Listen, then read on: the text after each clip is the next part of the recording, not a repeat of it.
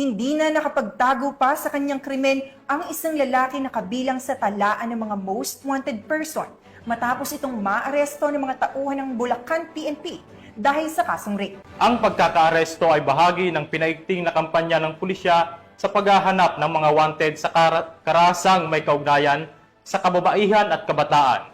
Ang report mula kay Patroluman Mildred Tawagon.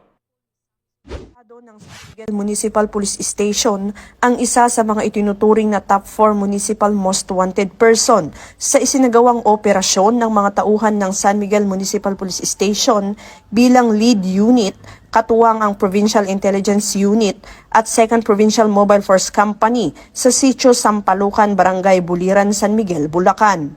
Kinilala ni Police Lieutenant Colonel Joey Louis B. Bilaro, hepe ng San Miguel Municipal Police Station, ang sospek na si alias July, 35 anyos, walang asawa, isang construction worker at residente ng nasabing barangay.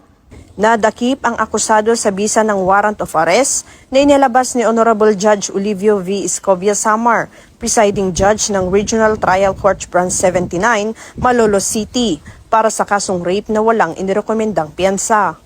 Kasalukuyan nang nasa kustudiya ng San Miguel MPS Custodial Facility ang akusado para sa kaukulang dokumentasyon at tamang disposisyon. Ang pagkakaaresto sa akusado ay patunay ng patuloy na dedikasyon ng Bulacan PNP sa ilalim ng pamumuno ni Police Colonel Angel L. Garciliano, Acting Provincial Director ng Bulacan Police Provincial Office, sa pagsugpo sa kriminalidad at pagpapanatili ng kaayusan sa lalawigan sa pamamagitan ng matibay na koordinasyon ng mga unit ng kapulisan at suporta ng komunidad na nanatiling matatag ang layunin ng pulisya na tiyakin ang kaligtasan at katahimikan ng bawat Bulakenyo.